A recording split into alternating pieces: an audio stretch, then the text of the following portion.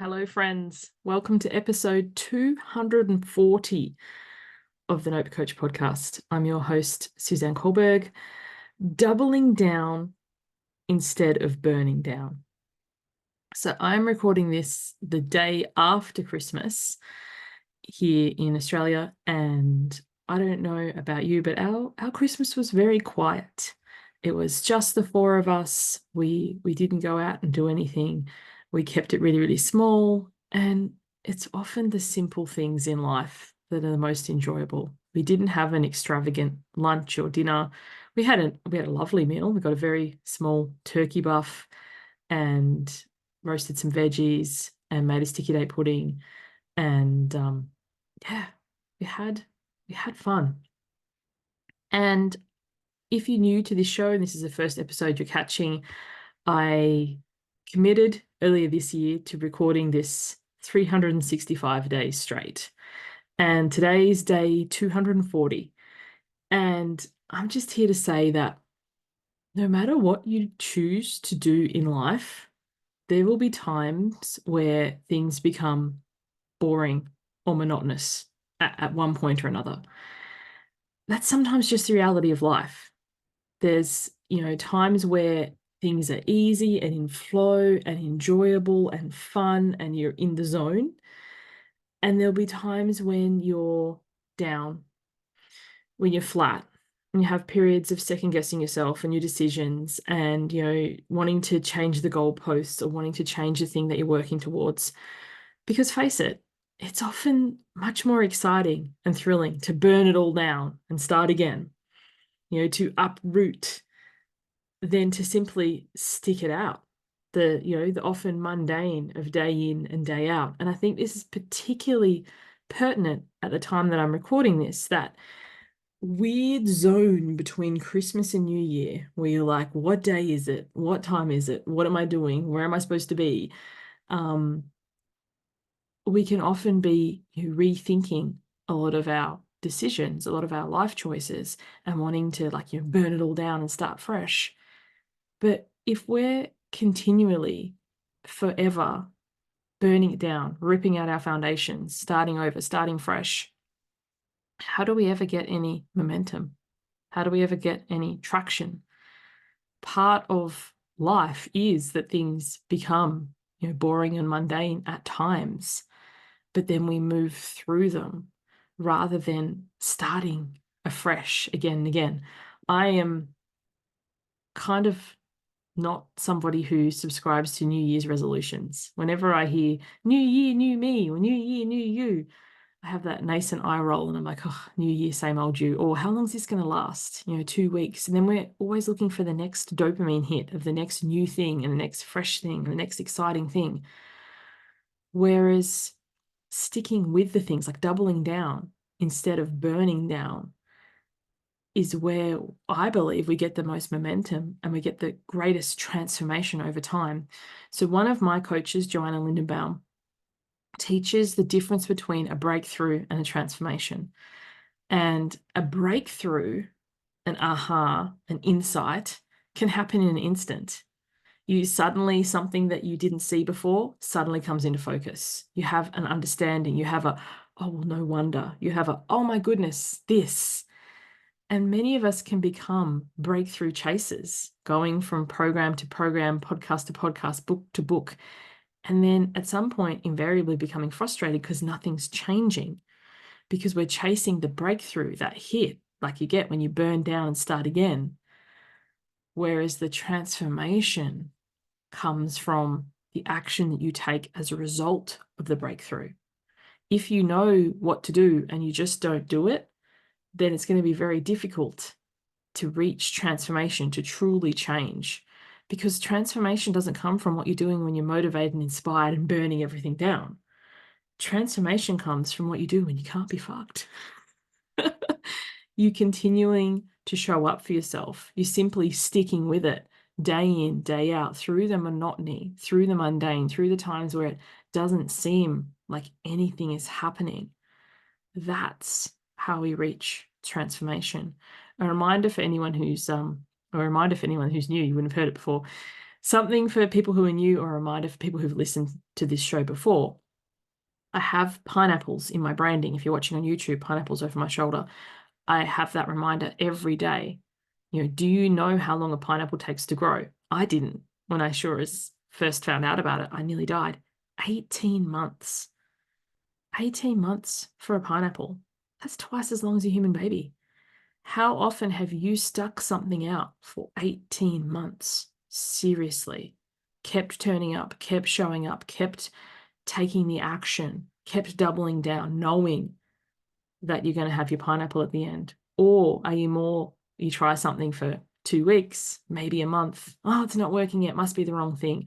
Tear it out, start again, tear it out, start again, tear it out, start again. And I kind of have 1 foot in both worlds. 1 foot is in the let's keep showing up day in, day out, even though the excitement's gone, even though it feels a bit monotonous. And 1 foot in, let's go try this new thing. I've never met a bright, shiny object I didn't like.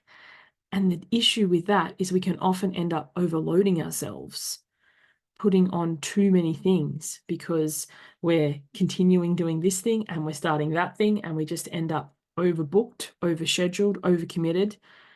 And it's another path to, exhaustion and burnout. So what I really want you to take from this episode today, and what I'm contemplating, coming into the new year, which things are the ones that I want to double down on, and which things are the ones that I just want to release, not necessarily burn down, not necessarily start afresh, not, over commit and overcomplicate myself to too many things, but just be like, these are the things that at this moment may feel frustrating or monotonous or boring, but I know in the long term will bring the result. Kind of like a field of study, like when I was at medical school and you're studying all year for, the end of year exams.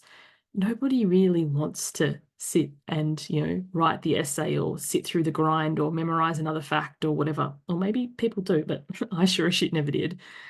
But that at the end, the result of that will be worth it. And from there, when you're like, this is going to be my life, finding a way that you can, I wouldn't say fall in love with the process, but at least, enjoy it enough to keep showing up for yourself when you're second guessing, when you're tired, when you're, circling burnout, when you can keep doubling down, knowing that your pineapple or your degree or whatever outcome it is that you're working towards will be worth it, and not second guessing and, quitting and burning it down and starting afresh. Because if you're forever ripping out your foundations, then in the long run, you never really have anything. Just to finish up, there's a story about, and I've done a podcast on this before, but it just feels pertinent for today. It was about the episode about perfectionism. If you haven't listened to that, you might want to go listen to that one after this. But there was an art teacher, and he was teaching like clay, and he split the class into 2 groups.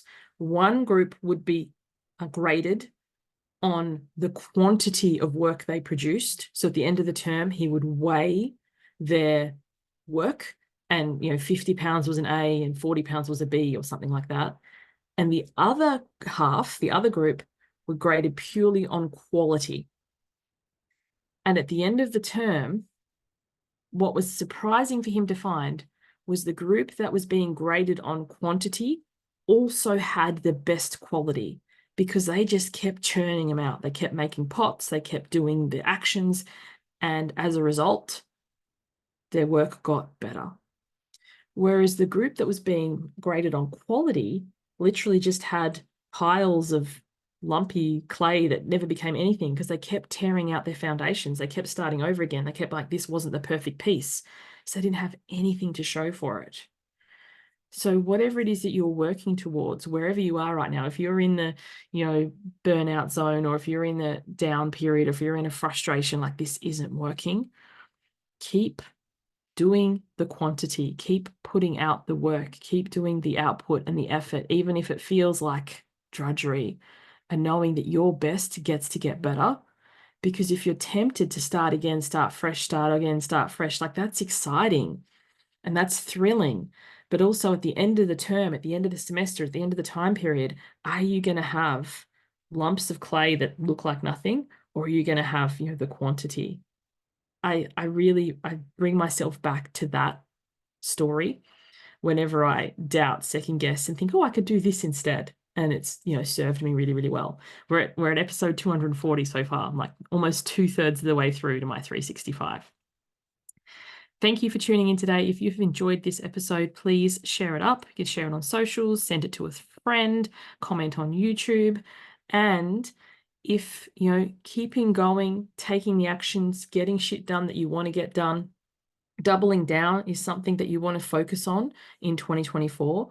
The next round of Why Wait is kicking off January 2nd. So it's a week from the time of me recording this and this going live.